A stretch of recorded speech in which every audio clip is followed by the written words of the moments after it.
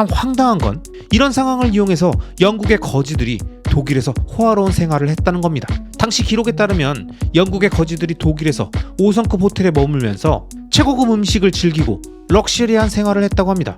그들은 독일의 화폐 가치 하락 때문에 자신들이 앵벌이한 파운드화를 가지고 독일로 와서 호화로운 생활을 할 수 있었던 거죠. 런던 거리에서 구걸하던 사람들도 독일에 와서 5성급 호텔에서 머물 수 있었다니까요. 여러분, 혹시 독일의 하이퍼 인플레이션에 대해서 들어보셨습니까?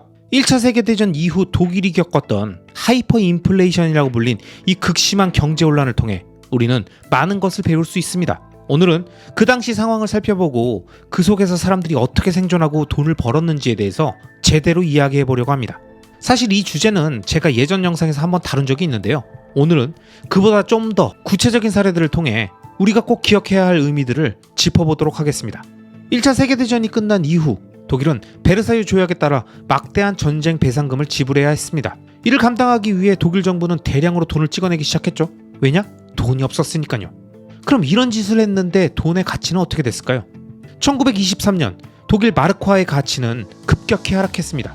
예를 들어 1923년 11월에는 1달러가 4조 2천억 마르크에 달했죠. 이건 화폐가 사실상 무가치해졌음을 의미합니다. 사람들은 돈을 손에 쥔 채로 물건을 살 수 없었고 급여를 받는 즉시 물건을 사지 않으면 그 돈은 쓸모없게 되었습니다. 마르크화를 가득 채운 바구니를 들고 시장에 가야 했고 빵 한 덩어리를 사기 위해서 수레에 돈을 실어 나르는 장면도 흔히 볼 수 있었습니다. 심지어 소매치기들은 돈을 버리고 수레만 훔쳐갔습니다. 황당하지만 이런 일은 사실입니다. 회사들은 급여를 하루에 여러 번 지급해야 했고요. 왜냐? 아침에 받은 급여로 빵을 사지 않으면 오후에는 그 돈으로 빵 한 조각을 살 수 없을 만큼 물가가 급등했으니까요. 일례로 1923년 초에 빵 한 덩어리의 가격이 250마르크였던 것이 같은 해 말에는 2천억 마르크로 치솟았습니다. 여러분, 상상해보세요. 아침에 빵 한 덩어리 살 돈이 저녁에는 커피콩 하나도 못 사게 되는 거라니까요. 이런 상황에서 제대로 살 수가 있겠습니까? 근데 참 황당한 건 이런 상황을 이용해서 영국의 거지들이 독일에서 호화로운 생활을 했다는 겁니다. 당시 독일의 화폐 가치가 똥값이 되다 보니까 영국의 거지들이 독일로 넘어와서 5성급 호텔에서 황제처럼 살 수 있었습니다. 영국 파운드화의 가치는 상대적으로 안정적이었기 때문에 영국인들은 독일에서 매우 저렴한 비용으로 생활할 수 있었던 거죠. 이게 바로 독일 마르크화의 가치가 얼마나 급격히 하락했는지를 단적으로 보여주는 사례입니다.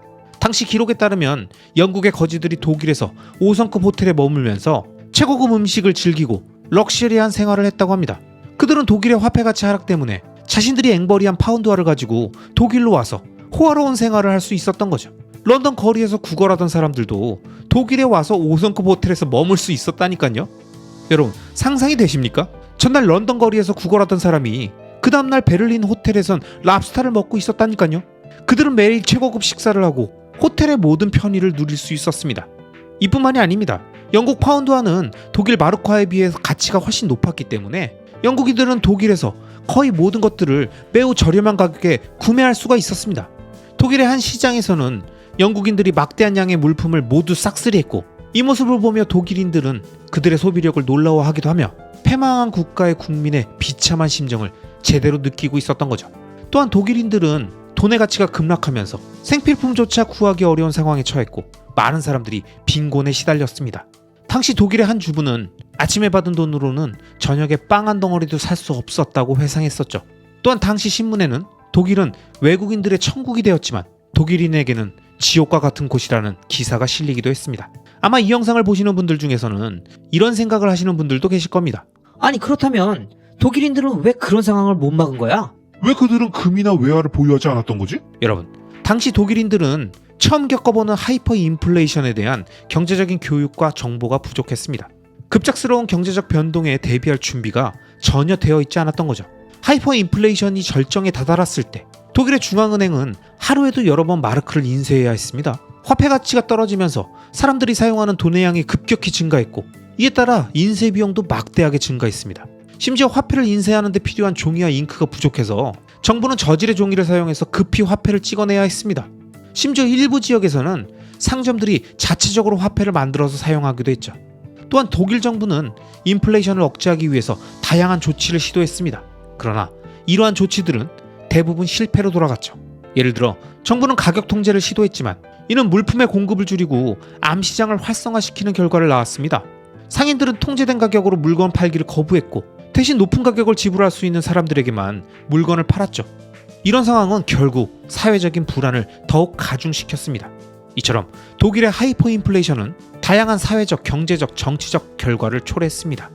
경제적으로는 많은 사람들이 일자리를 잃고 빈곤에 시달렸으며 기업들은 파산하고 은행들은 대출을 회수하지 못해 어려움을 겪었죠. 사회적으로는 계층 간 갈등이 심화되고 범죄율이 급증했습니다. 정치적으로는 극단적인 정당들이 지지를 얻기 시작했으며 이는 나치당과 같은 극단주의 세력의 부상으로 이어졌습니다. 하지만 이러한 최악의 상황에도 자신의 자산을 지키고 오히려 불릴 수 있는 기회를 잡은 사람들은 경제적 안목과 정보를 갖춘 사람들이었습니다. 이런 사람들이 있었다는 게 놀랍지 않습니까? 하지만 안타까운 건 그들은 거의 대부분 정부 관계자와 기업인들이었다고 제가 예전 영상에서 말씀드렸죠. 자, 그럼 그들은 도대체 뭘 가지고 있었을까요? 첫째, 부동산을 소유한 사람들은 화폐 가치가 하락해도 실물 자산의 가치를 유지할 수 있었습니다. 독일 내에서 부동산을 보유했던 사람들은 인플레이션 기간 동안 비교적 안정적으로 재산을 유지할 수 있었습니다. 예를 들어 베를린의 부동산을 소유한 사람들은 임대료를 인플레이션에 맞춰 조정하면서 안정적인 수익을 유지할 수 있었다고 그 당시 역사를 연구한 기록에 나와 있습니다. 둘째, 달러나 파운드와 같은 외화를 보유했던 사람들도 화폐 가치 하락의 영향을 덜 받았습니다. 이들은 독일 마르크화의 가치가 급격히 하락하는 동안에도 자신의 가치를 유지할 수 있었던 거죠. 외화를 보유했던 한 사업가는 급격한 인플레이션 속에서도 안정적인 재정 상태를 유지하며 독일 내에서 저렴한 가격으로 다양한 자산들을 구매해서 위기를 기회로 활용할 수 있었던 겁니다. 셋째, 금과 같은 귀금속도 인플레이션에 대한 방어 수단으로 활용되었습니다. 금의 가치는 화폐 가치가 하락하는 동안에도 비교적 안정적이었기 때문에 금을 보유했던 사람들은 재산을 보유할 수 있었던 거죠. 한 독일 은행가는 전쟁 전에 금을 대량으로 구매해서 인플레이션 기간 동안 금을 팔아 큰 이익을 얻었다고 합니다. 자, 정리해보면 독일의 하이퍼 인플레이션 시기에 영국 거지를 비롯한 영국인들은 파운드와 마르크화의 엄청난 환율차를 이용해서 독일에서 호화로운 생활을 누렸고 독일 내에서 부동산, 외화, 금 같은 실물 자산을 보유했던 사람들도 하이퍼 인플레이션 속에서 자산을 보호하고 오히려 경제적인 기회를 포착할 수 있었습니다. 하지만 여기서 중요한 건 단순히 이 시기에 이들이 화폐 가치의 하락을 방어해서 오히려 돈을 벌었다는 게 아닙니다.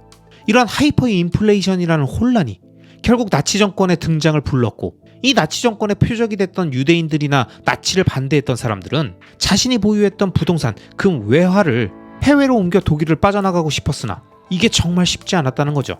당시 많은 유대인 자본가들이 나치를 피해 자산을 보호하기 위해 독일을 탈출하려고 했습니다.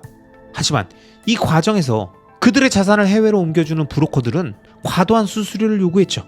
자산을 해외로 이동시키려면 자산의 30%에서 50%에 달하는 수수료를 지불해야 했고 이마저도 나중엔 70%, 90%까지 올라갔습니다. 이렇게 거의 전부를 뺏기는 살인적인 수수료 때문에 많은 유대인 자본들이 독일을 빠져나가지 못했고 그 결과 그들은 거의 모든 자산을 잃게 되었습니다. 만약 그 당시 중앙기관의 통제나 높은 수수료가 없이 자유롭게 자산을 이동시킬 수 있는 탈중앙화된 자산이 있었다면, 무기명으로 많은 금액을 쉽게 옮길 수 있는 시스템이 있었다면 그들은 자신의 소중한 자산을 안전하게 보호하고 나치로부터 탈출할 수 있었겠죠?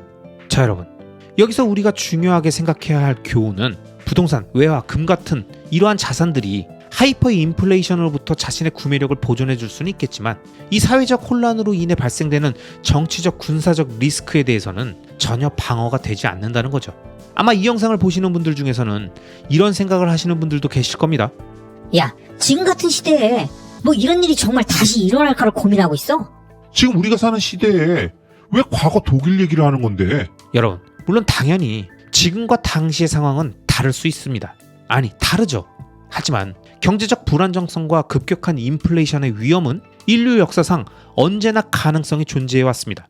특히 이와 관련된 사회적인 불안이 만드는 정치적, 군사적 리스크 역시 뭐든 가능하다는 걸 러시아 우크라이나 전쟁, 이란 이스라엘의 격돌 등을 보면서 우린 체감할 수 있잖아요.